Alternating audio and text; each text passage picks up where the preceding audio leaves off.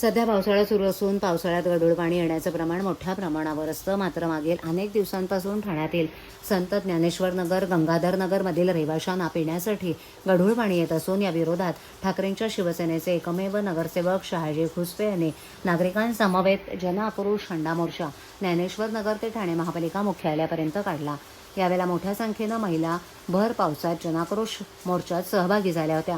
मागील 25 वर्ष या प्रभागात धुरंधर नगरसेवक असताना पाण्याचा प्रश्न का सोडवला गेला नाही, असा सवाल यावेळेला नगरसेवक शहाजी खुसपे यांनी विचारलाय. पाणी पण वेळेवर आलेलं नाही. पाणी गढूळ असतं, पाण्यामध्ये जंतू निघतात, मातीचा गाळ असतो, तसं पाणी आम्ही पितो. काय करायचं याच्यावर काहीतरी इलाज करा बस. सगळी अंगाला खास सुटली, सगळी अंगाला खास सुटली. ते पाणी बंद करा पाणी. बस आमचं काय म्हणणं नाहीये. तुमचं नाव सांगा. नमस्कार, मी कांचन. नमस्कार, कांचन विजय कदम बोलते. आमच्याकडे संत ज्ञानेश्वर नगरमध्ये एवढं गढूळ पाण्याची एवढी आम्हाला सोय आहे, तर पाणी येत तर नाहीच आहे. 12-2 वाजेपर्यंत पाणी येत नाही, पण येतात ते सुद्धा गढूळ. आणि शिवाय आम्ही भरून ठेवलो तर 2 दिवस भरून ठेवलं तर तिसऱ्या दिवस बघायला तर त्याच्यात आळी पडते, पाण्यात आळ्या पडतात अक्षरशः. त्या पाण्याचं आम्ही पिऊन आम्हाला रोगराई झाली तर त्याला जबाबदार कोण आहे?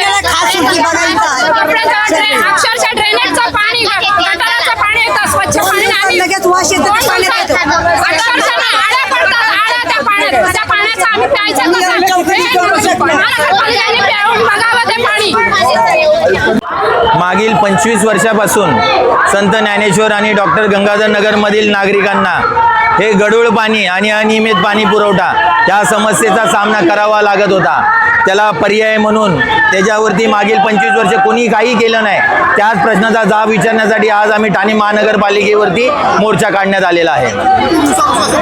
मागील 25 वर्ष हे गढूळ पाणी आम्ही पित आहोत. 25 वर्षापासून पाणी पित आहोत आणि हा मोर्चा कोणत्याही पक्षाचा नाहीये. हा मोर्चा संत ज्ञानेश्वर नगर, डॉक्टर गंगाधर नगर प्रभाग क्रमांक 13 मधील सर्वसामान्य जनतेचा हा मोर्चा आहे.